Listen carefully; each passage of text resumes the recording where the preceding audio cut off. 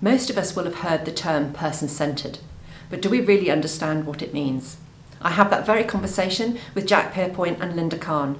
Jack and Lynda are renowned worldwide for their work in inclusion, positive change, and their organisation Inclusion Press. The phrase and experience of being person-centered, experiencing person-centeredness is powerful, it's important, it's multi-layered, but it's also misrepresented and misunderstood by many. So I'm really interested to know what your belief is that's the heart of person-centered. The terminology person-centered and person-centered planning were chosen a long time ago quite carefully, even though they're awkward words, because person-centered means exactly that, person-centered. And the reason that's important to clarify is that so many people have had bad experiences where there were things done to them, about them, around them, but not with them. And person-centered means you are in the middle, right smack in the middle, and it's about you, not about anybody else, and you get to make decisions as much as is practical and possible. So it actually is person-centered, and all means all. You can't say, well, you can say it, but we profoundly disagree. If you're breathing, you qualify.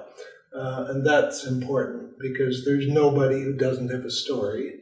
And the fact that you don't speak or whatever only means it's going to go a little slower, because there are ways that people communicate powerfully when we listen. And if we're doing something that's person-centered, it means we are listening. And listening means not just ears. It means listening so you hear it in your heart. And so you're using your whole body and watching and feeling and tasting and whatever else it takes, so that you actually make a safe space for someone to tell what's important to them. That's person-centered.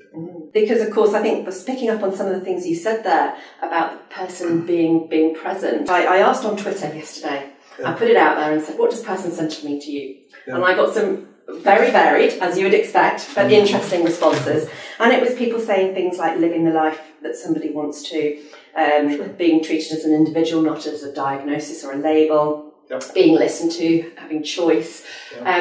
But a lot of those things can be done without the person being present. Not if it's person-centered. Not if it's person-centered. and certainly this is about more than physical presence. Yes.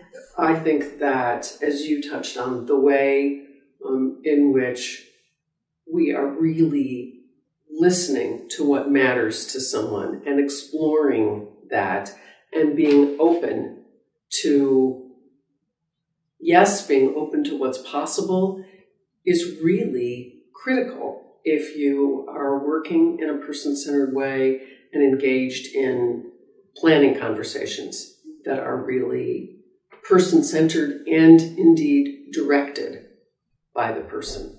And I think that can have to do with who's present for a conversation, where the conversation happens, and I think it makes a very big difference if the people who are holding the questions, helping someone explore what matters to them, are really open to what's possible and what might come. If you approach this thinking, I know exactly what Jenny needs, I don't think you're truly working in a person-centered way or being authentically engaged in helping you explore what matters to you if you're the person who's the focus of the planning conversation. So I think there's a lot to what it means to work in a person-centered way and have a plan or a planning conversation that's genuinely person-centered. And you said there, you used the word open a few times, and again that strikes a chord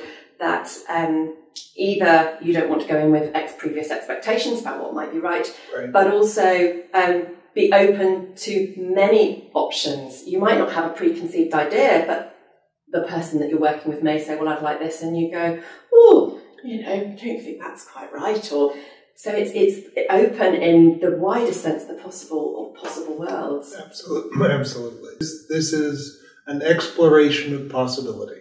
Yes. And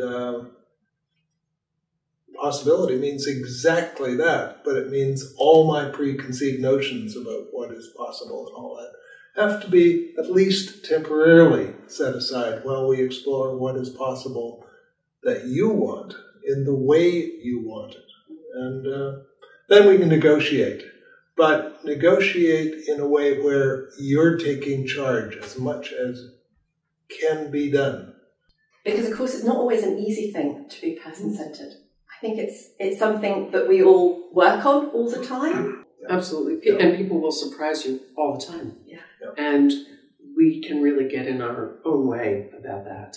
I think the other thing that we've found really helpful is that this works, person-centered ways of working come from a foundation of some core values and principles and beliefs about people, and in fact, I think there's a quality framework that was created, I think, in the early 1980s by John O'Brien and Connie Lyle O'Brien, taking a look at the importance of belonging and the importance of choice and autonomy, the importance of sharing typical places in community, of a valued role and reputation, and the importance of contribution for people.